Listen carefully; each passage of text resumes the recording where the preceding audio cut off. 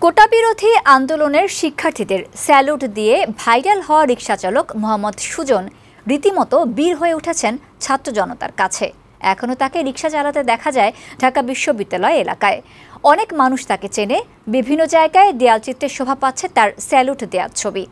আন্দোলন পরবর্তী বাংলাদেশে নিজের অভিজ্ঞতা ও আশা আকাঙ্ক্ষা নিয়ে বৈশাখী টেলিভিশনের সঙ্গে কথা বলেছেন তিনি। তার চাওয়া নিম্নবিত্তদের দিকে তাকাবে অন্তর্বর্তীকালীন সরকার। আমির হামজার তোলা ছবিতে সাজ্জাদুর রহমানের বিশেষ প্রতিবেদন। ছাত্র আন্দোলনে যখন উত্তাল ছিল ঢাকা বিশ্ববিদ্যালয় এলাকা, তখনই নেট জগতে ভাইরাল হয়ে যান রিকশা চালক মোহাম্মদ সুজন। আন্দোলনকারী ছাত্রদের সেলুট দিয়ে সবার মনে জায়গা করে নেন তিনি। ছাত্র জনতার অভ্যুত্থানের নতুন সরকার দায়িত্ব নেয়ার 1 মাস পরেও ঢাকা বিশ্ববিদ্যালয় এলাকায় দেখা মেলে সেই রিকশা চালক সুজনের। দেখেই অনেকে চিনে ফেলছেন তাকে। তখন তার সাথে সেলফি তুলতে ভিড় লেগে যায়। আন্দোলনের সংহতি জানিয়ে রিকশাওয়ালা সেই সেলুটের কথা মনে রেখেছে ছাত্ররা। তাই তো ক্যাম্পাস জুড়ে থাকা দেয়ালচিত্রেও জায়গা করে নিয়েছেন মোহাম্মদ সুজন। নিজের ছবি এভাবে তুলে ধরা হবে তা নিজেও জানতেন না। আমার যেন একটা ছবি আর্টিস্ট করা, ছবিটা খুবই সুন্দর হয়েছে। ঢাকা ভার্সিটির ভিতরে মুগ্ধ ভাই আর আবু সাইদের মধ্যে আমার রাখছে। আমি কোনোদিন ভাবতে পারিনি যে আমি এরকম একটা বড় পর্যায়ে যাবো আর ছাত্র ভাইরা তাদের সাথে রাখবে আমাকে।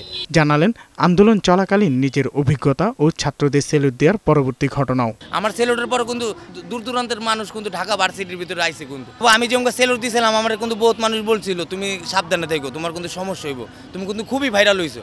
আমার বহুত পুলিশও মনে করেন আমার খুব করছে, তবে আমি কিন্তু কেউ পরোয়া করি নাই। কামরাঙ্গীরচরের বড়গ্রাম এলাকায় থাকেন সুজন।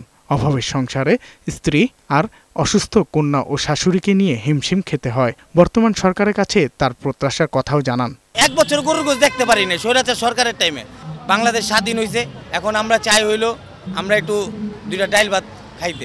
এটা মাটি কাটার কাজ যদি হয়, আমাকে যেন একটা চাকরি দেয় ঢাকা ভার্সিটি ভাইয়েরা, ছাত্র ভাইরা যেন আমার এই কথাটা যেন শুনে। আমার অসুস্থ মেয়েকে নিয়ে, আমার অসুস্থ শাশুড়ি নিয়ে যেন আমি চলে বিড়া খাইতে পারি। এখন প্যাডেল গাড়িতে কোনো টাকা নেই। এই সরকারই আসুক, যে আমরা তাদের পাশে আছি। যদি ভালো করে আমরা তাদের পাশে আছি, আর যদি ওই স্বৈরাচারের মতন করে তাহলে আবার এরকম একটা সেলুট দিব, আবার বাংলার জনগণ নামবে, আবার ওই স্বৈরাচারে উড়াই দিবে। ছাত্র জনতার অভ্যুত্থানে দেশে যে পরিবর্তন এসেছে তার মত নিম্নবিত্তের মানুষের জীবনও পরিবর্তন আনবে, এমন প্রত্যাশা রিকশা চালক সুজনের। সাজ্জাদুর রহমান, বৈশাখী সংবাদ, ঢাকা।